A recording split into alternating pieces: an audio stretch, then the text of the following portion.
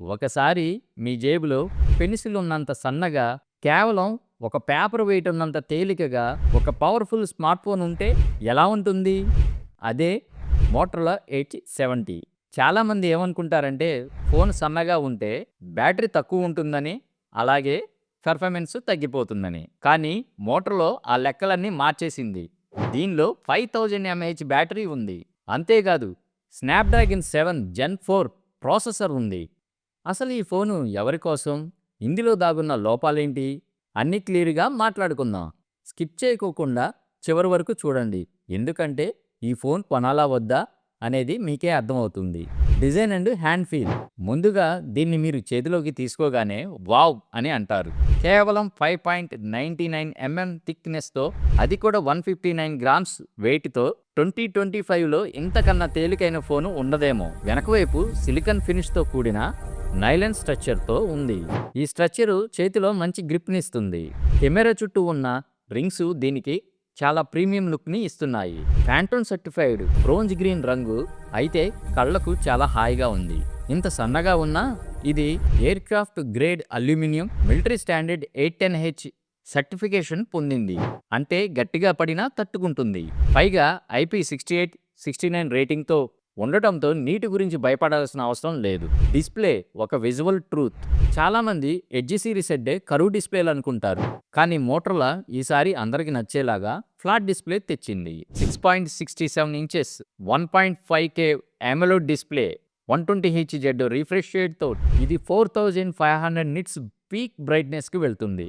ఎండలో నిలబడి వీడియోస్ చూసినా చాలా క్లియర్గా ఉంటుంది. బెజెల్స్ కూడా స్క్రీన్ చుట్టూ చాలా సన్నగా ఉన్నాయి. సినిమా చూస్తున్నప్పుడు ఒక గొప్ప అనుభూతినిస్తుంది. ప్రొటెక్షన్ కూడా గొరిల్లా గ్లాస్ 7i ప్రొటెక్షన్ ఇస్తుంది.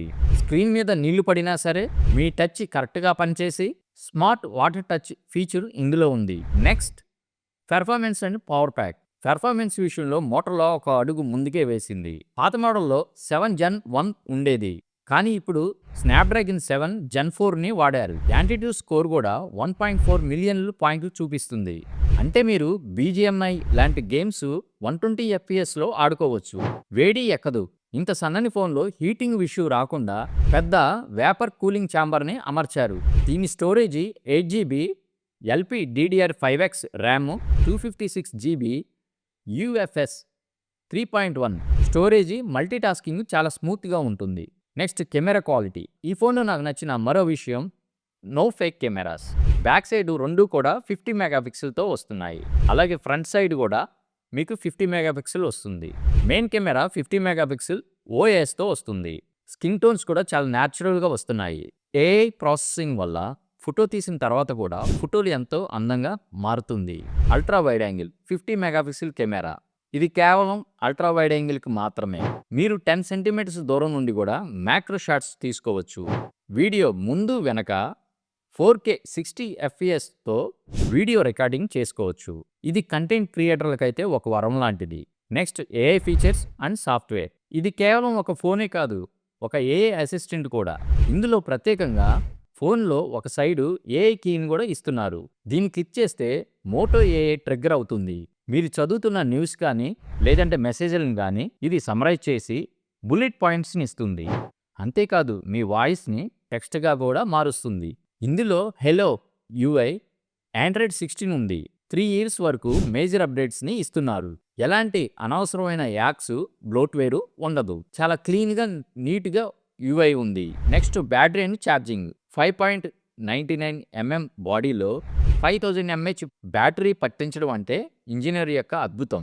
68 వాట్స్ ఛార్జర్తో కేవలం 45 మినిట్స్లో ఫుల్ ఛార్జ్ అవుతుంది. అలాగే మనకి బాక్స్లో 68 వాట్స్ ఛార్జర్ని ఇస్తున్నారు. ఇది చాలా మంచి విషయం అని చెప్పొచ్చు.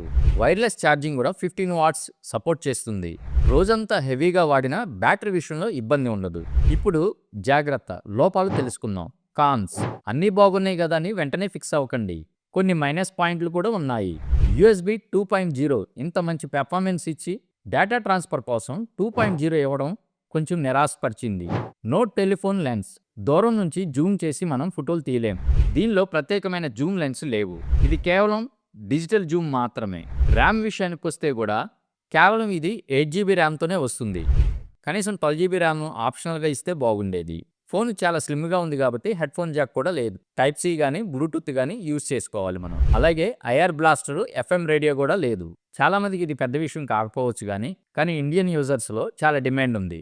ఏఐకి కూడా కస్టమైజేషన్ లేదు. లేదంటే ఫ్లాష్ లైట్ ఏసుకోవడం గానీ, కెమెరా ఆన్ చేసుకోవడం గానీ ఆప్షన్ లేదు. యాక్సిడెంటల్‌గా ట్రిగ్గర్ జరుగుతాయి. ఫీచర్ అప్డేట్స్‌లో ఫిక్స్ చేయాల్సిన విషయం. ముగింపుగా చెప్పాలంటే మీకు స్టైల్ ముఖ్యమా? ఫోన్ చేతిలో సన్నగా చాలా తేలిగ్గా ఉండాలా? అదే సమయంలో గేమింగ్ మరియు కెమెరాతో రాజీ పడకూడదని అనుకుంటే మోటరో ఎడ్జ్ 70 కళ్ళు మూసుకొని తీసుకోవచ్చు. మీకు దీని ధర సుమారు 29,999 రేంజ్‌లో ఉంటుంది. ఆఫర్‌లో ఇంకా తగ్గొచ్చు. ఈ ఫ్లాట్ డిస్‌ప్లే నచ్చిందా? లేదంటే పాత కర్వ్ డిస్‌ప్లే బాగుంటుందా? కింద కామెంట్‌లో చెప్పండి. ఈ వీడియోలో ఇన్ఫర్మేషన్ మీకు నచ్చినట్లయితే లైక్ చేసి మన ఛానల్‌ని సబ్స్క్రైబ్ చేసుకోండి. మరొక ఇంట్రెస్టింగ్ వీడియోతో మళ్ళీ కలుద్దాం friends. This is Shekhar signing of.